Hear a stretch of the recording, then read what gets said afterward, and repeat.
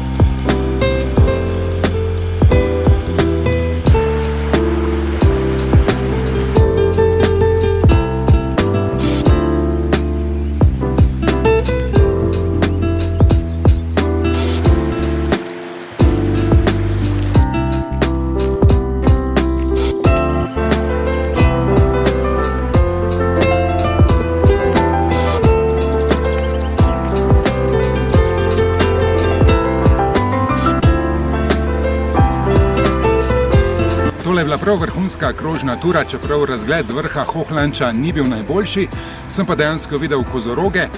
Koča je na odlični lokaciji, dobro se je. Potem, ko sem se vrnil po cesti naokrog, pa sem skupaj naredil 10 kilometrov.